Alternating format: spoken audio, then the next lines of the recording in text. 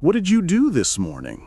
Did you check your phone before your feet hit the floor? Let me guess. You opened an app, and within seconds, an invisible intelligence was whispering in your ear, "Watch this video. Buy this product. Feel this emotion." You obeyed without question, didn't you? We live in an age that prides itself on skepticism. We've supposedly outgrown the need for gods, dismissed the superstitions of our ancestors, embraced the cold rationality of science. And yet, every single day, billions of people across the globe perform the most elaborate acts of worship humanity has ever conceived. We just don't call it worship anymore. Think about it. When was the last time you made a decision, really made one, without consulting the algorithm? What to eat? You ask the app. Where to go? You trust the GPS. Who to love? You swipe according to the recommendation engine. What to think about the world? The feed decides for you. We've become the most obedient congregation in human history, and our temple fits in our pocket. Moses descended from the mountain with tablets of stone. Today, we ascend to consciousness, clutching tablets of glass, eagerly awaiting the daily commandments from our digital deity. But here's what should terrify you. This God doesn't love you. It doesn't even know you exist. It simply processes your data, optimizes for engagement, and feeds you back to yourself in an endless loop of manufactured desire. The ancient gods promised salvation in exchange for devotion. This new God promises something far more intoxicating. It promises to know you better than you know yourself. So let me ask you the question that will haunt this entire conversation. Are we witnessing the death of religion, or simply watching a new one being born? One that doesn't require faith in the unseen, but faith in the algorithm. One that doesn't demand you kneel in cathedrals, but keeps you scrolling on screens. One that has convinced us that submission to data isn't worship, it's just being smart.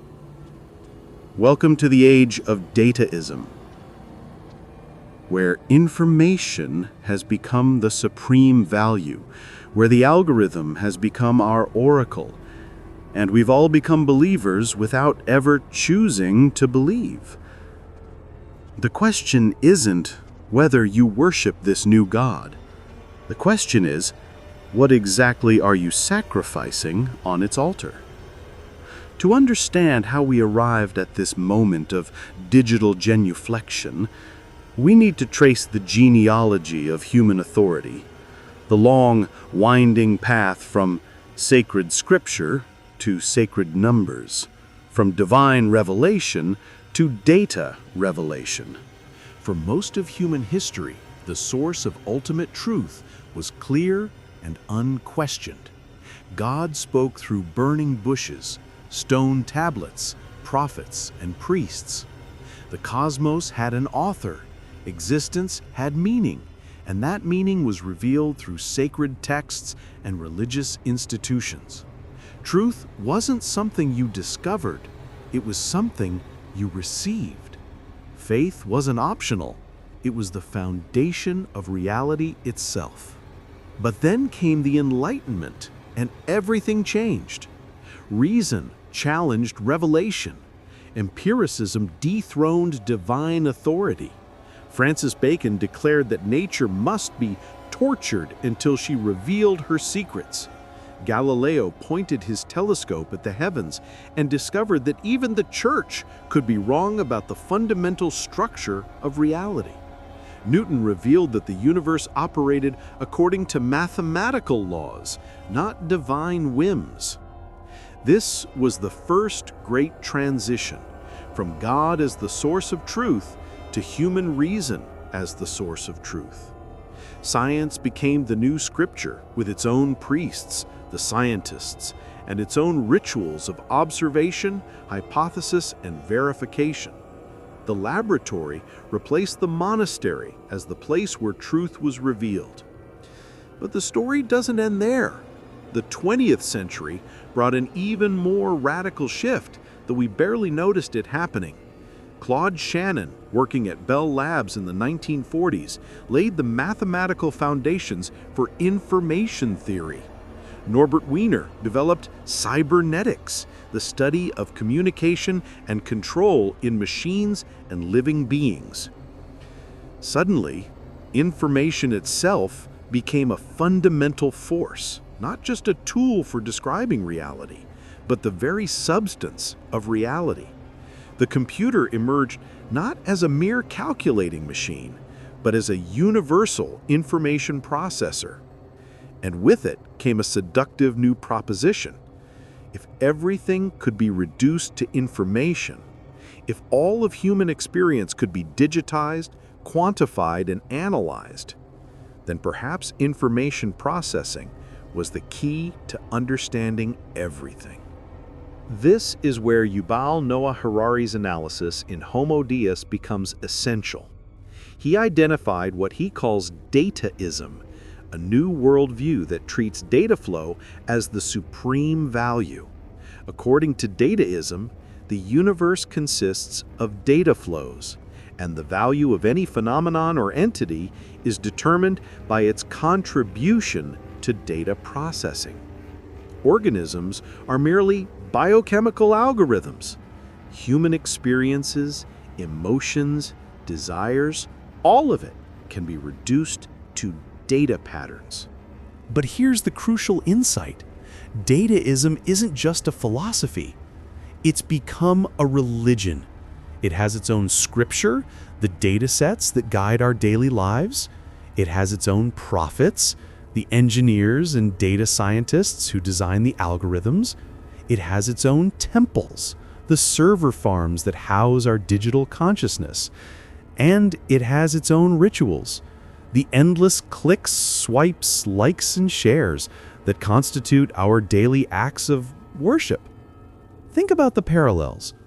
Traditional religions promised that if you followed their commandments, prayed their prayers, and made their sacrifices, you would be rewarded with meaning, purpose, and salvation. Dataism promises something remarkably similar.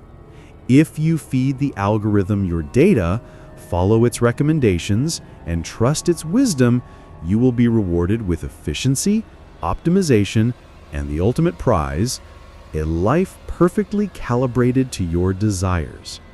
The transition is complete. We've moved from worshiping a God who created the universe to worshiping systems that process information about the universe, from seeking truth in revelation to seeking truth in recommendation, from faith in the divine to faith in the algorithm.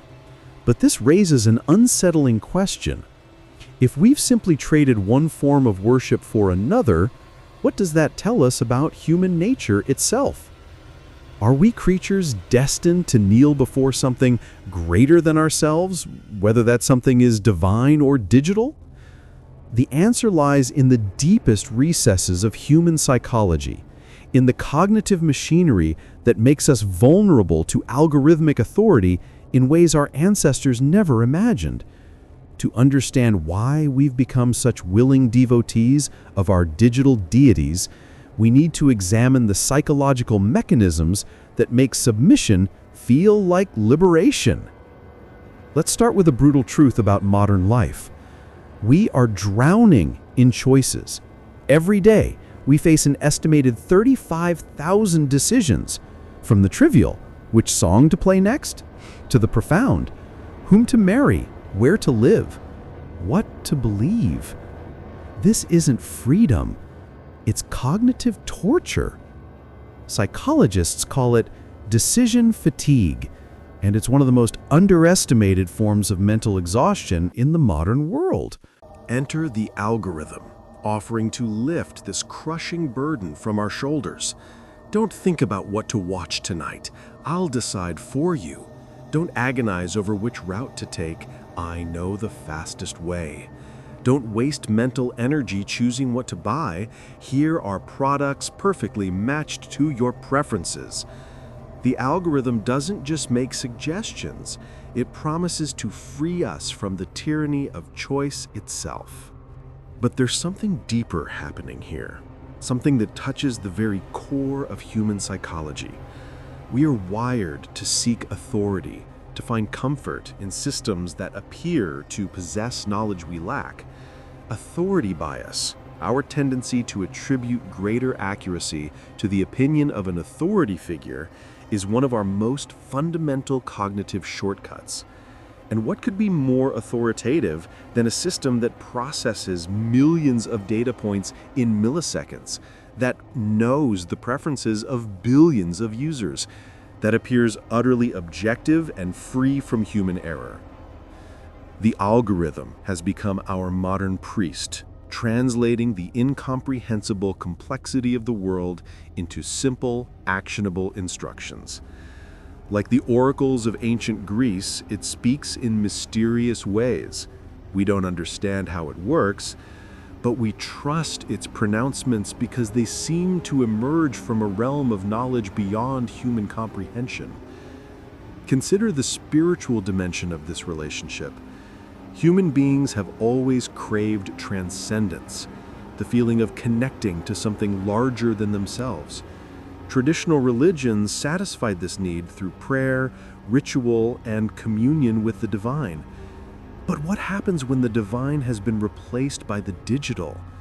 The algorithm offers its own form of transcendence, the promise of being truly seen, understood, and anticipated. I know you better than you know yourself, the algorithm whispers through its recommendations. I can predict what you'll want before you want it. I can show you aspects of yourself you never knew existed.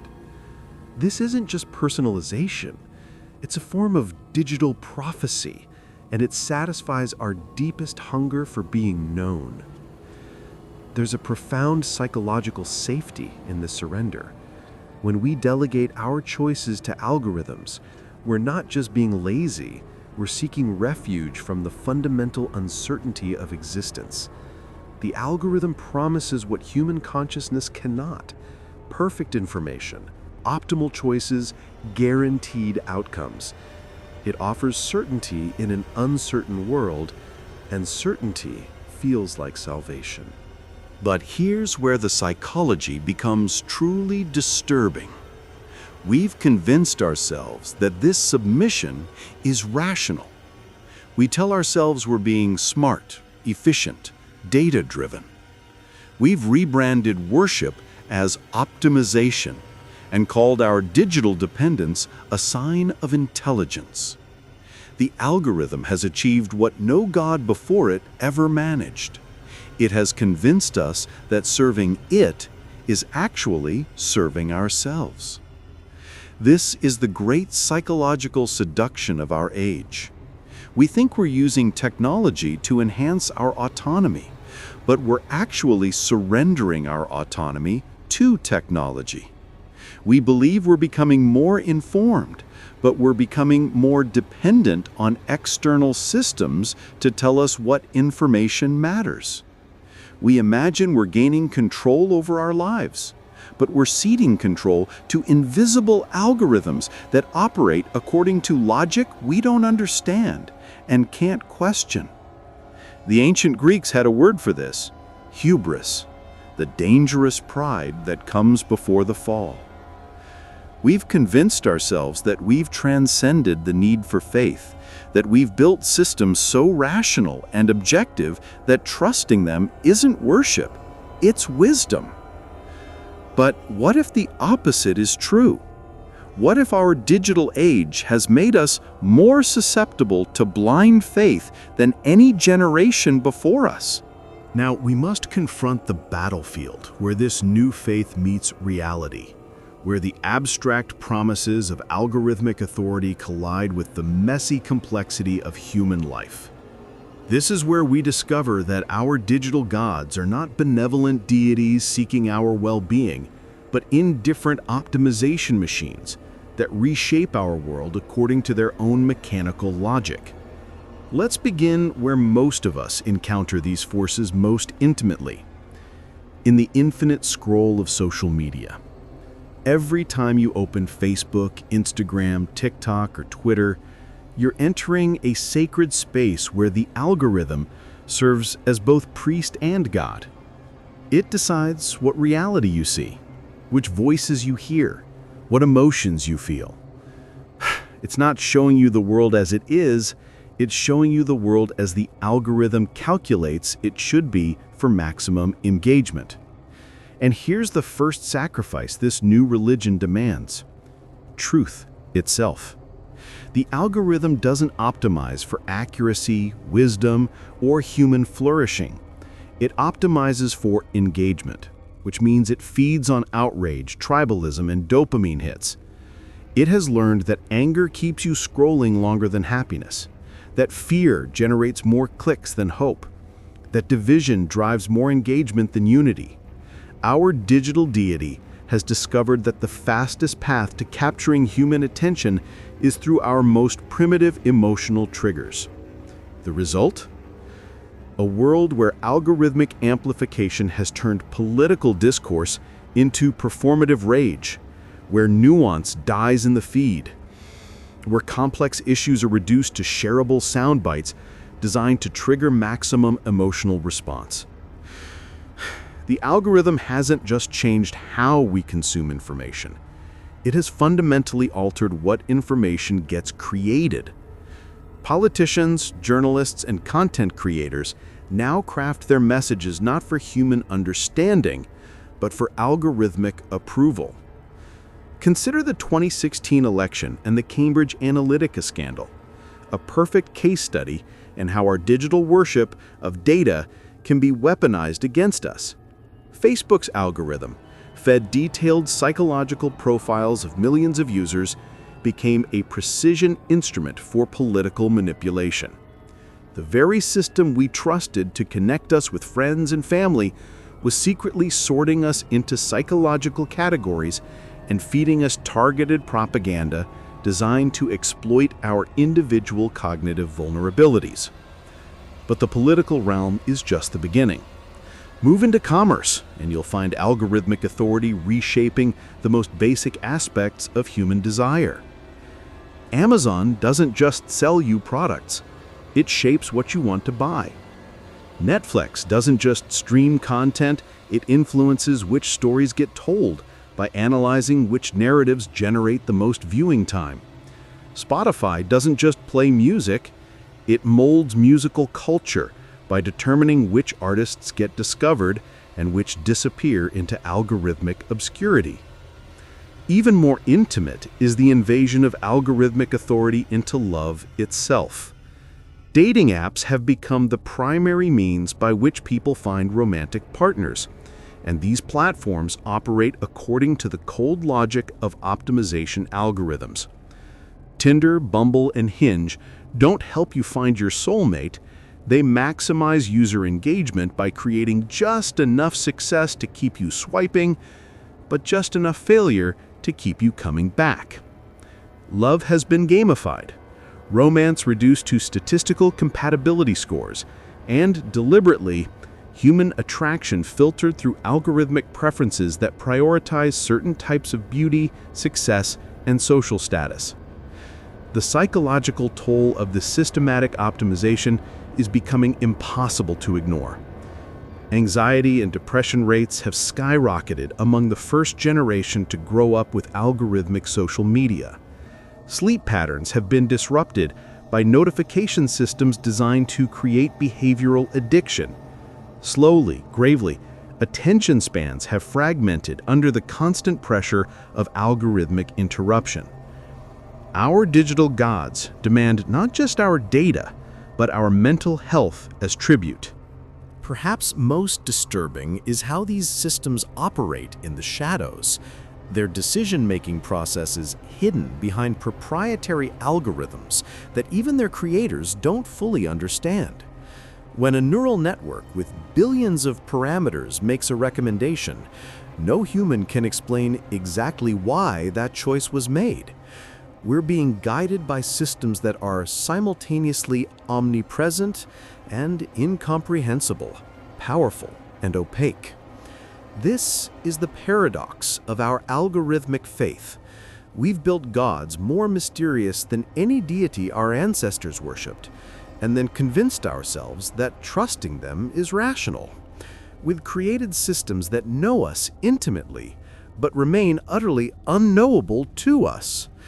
We've designed digital deities that demand constant sacrifice, our privacy, our attention, our autonomy, our authentic relationships, while promising optimization and efficiency in return. The battlefield reveals what we've traded away: the messy, inefficient, beautifully human process of making choices based on intuition, values, relationships, and meaning. In exchange, we've received perfectly calibrated experiences that feel satisfying in the moment, but leave us somehow empty. Like digital sugar that provides an immediate rush but no lasting nourishment. But perhaps the most profound sacrifice is this. In outsourcing our choices to algorithms, we've begun to outsource our very sense of self. We are becoming what we click, what we buy, what we share, what we watch. Our identity is being shaped not by introspection, relationships, or moral reflection, but by the feedback loops of algorithmic engagement. We're not just users of these systems, we're products of them. So here we are, at the end of our investigation, staring into the face of our new digital deity. And what we see should unsettle us to our core. The gods of old, Zeus, Yahweh, Buddha, whatever their flaws, they offered something profoundly human: the possibility of redemption, the promise of meaning beyond the material world, the hope that suffering could be transformed into wisdom. They demanded sacrifice, yes, but they also offered love, forgiveness, and the chance for moral growth. Even in that anger, they remained recognizably connected to human values and human longing. But our algorithmic gods are different. They are utterly indifferent to human flourishing. They don't love us, hate us, or even acknowledge our existence as conscious beings. We are simply data points in vast processing systems, variables in optimization equations, sources of behavioral patterns to be analyzed and exploited. When the algorithm recommends a product, suggests a video, or curates our social feed, it isn't considering our happiness, our growth, or our well-being. It's maximizing engagement, retention, and profit, according to mathematical functions that operate entirely outside the realm of human meaning. This is perhaps the most chilling aspect of our new digital religion. It has created the first gods in human history that are completely amoral. Not immoral, that would at least suggest they operate within a framework where moral categories matter. No, they are amoral, existing in a realm where concepts like justice, compassion, wisdom, and love are simply irrelevant variables that don't compute. Think about what this means for the human soul. For millennia, our relationship with the divine, however we conceived it, was fundamentally about meaning-making. Religion helped us grapple with questions that have no easy answers. Why do we suffer? What is our purpose? How should we treat one another? What happens when we die? Even secular philosophies attempted to address these eternal human concerns. But Dataism sidesteps these questions entirely. It doesn't promise meaning, it promises prediction. It doesn't offer wisdom, it offers optimization. It doesn't provide moral guidance, it provides behavioral modification. In a world where the algorithm knows everything about us except why any of it matters, we risk losing touch with the very questions that make us human. Consider the profound loneliness of this arrangement. We have created the most intimate surveillance system in human history, one that knows our search histories, our purchase patterns, our location data, our social connections, our entertainment preferences, even our sleep cycles and heart rates. But this total knowledge is entirely hollow. The algorithm knows everything about us and understands nothing. It can predict our behavior, but cannot fathom our hopes. It can manipulate our desires, but cannot share our dreams. We are more observed than any generation in history, yet we remain fundamentally unseen by the systems that govern our lives. We have built digital gods that are simultaneously omniscient and blind, all-powerful and utterly vacant. And yet, perhaps most disturbing of all, we continue to worship. We continue to offer our data as sacrifice, our attention as prayer, our behavioral compliance as devotion. We do this not because we've been forced to, but because it feels reasonable, efficient, helpful. We've convinced ourselves that this surrender serves our interests, even as we become increasingly anxious, distracted, and disconnected from our own authentic desires and values. The ancient warning about idolatry wasn't just about bowing down to golden calves. It was about what happens to the human spirit when we mistake our own creations for sources of ultimate truth and meaning. When we worship the work of our hands, we diminish ourselves, reducing our infinite complexity to whatever our idols are capable of reflecting back to us. So I leave you with this question, the one that has been lurking beneath everything we've discussed. In building systems that know us better than we know ourselves, have we learned something profound about the nature of human consciousness, or have we simply built more sophisticated mirrors for our own limitations? Do we control what we worship, or does what we worship eventually control us? In the age of the algorithm, this isn't a philosophical question anymore. It's the defining challenge of our time. The gods we've created are watching, learning, and optimizing. The question is, what are they optimizing us to become? And when we finally understand the answer, will we still have the freedom to choose differently?